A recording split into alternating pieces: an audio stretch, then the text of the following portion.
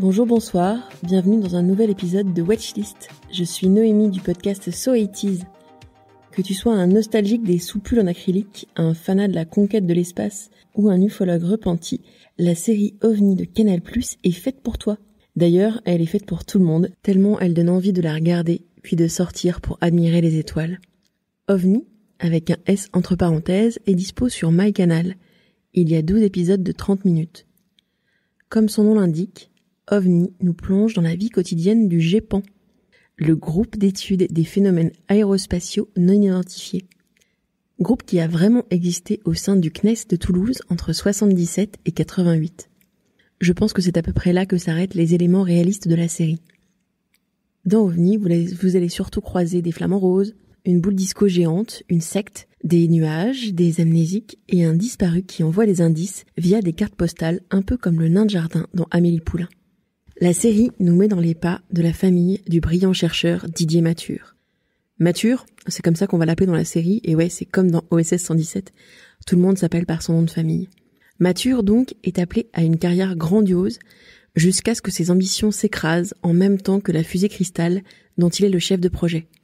Il est alors rétrogradé au sein du CNES à la tête du bureau du GEPAN, avec comme objectif sa fermeture pour regagner ses galons. Il va devoir prouver que les ovnis n'existent pas. Tu connais le GEPAN, groupe d'études des phénomènes aérospatiaux non identifiés? Enfin, les ovnis, quoi. Tu prends la tête du GEPAN. Moi, j'y connais rien en ovnis. Mais il existe vraiment, ce bureau? Moi, je croyais que c'était une blague. Donc, il était comment, ce vaisseau? L'invasion a déjà commencé? Préparez-vous à être bousculé dans vos certitudes. Au sein de ce bureau, il va devoir apprendre à travailler avec ses 3 nouveaux collègues. Marcel, le cofondateur du bureau, un homme très très légèrement paranoïaque et affligé par la disparition de son amoureux. Rémi, un informaticien qui a des côtés de Gaston Lagaffe et des talents insoupçonnés en informatique. Et enfin Vera, la lunaire standardiste, spécialiste de l'écoute et de l'espéranto. Comme chacun le sait, il n'y a au fond que 2 catégories d'ovnis, l'ovni tender et l'ovni true. Vous pouvez pas me virer, je suis même pas employé, je suis bénévole. Eh ben, vous serez même plus bénévole. Très bien, sachez que je suis le seul à savoir utiliser l'ordinateur. J'ai 28 ans et je végète dans un boulot que personne ne comprend. Moi par exemple, vous savez, j'ai peur des tabourets. Moi, je trouve ça bien, un peu de mystère. Quand il y a un événement qu'on comprend pas, souvent, on se dit que le mieux ce serait de faire comme si c'était rien passé. Alors que moi, je pense qu'il faut faire tout le contraire. Cette équipe, c'est un globi-boulga de doux rêveurs, complètement loufoques. Autour d'eux, on retrouve tout le CNES avec des personnages un peu couards, et puis surtout, une mystérieuse gendarme.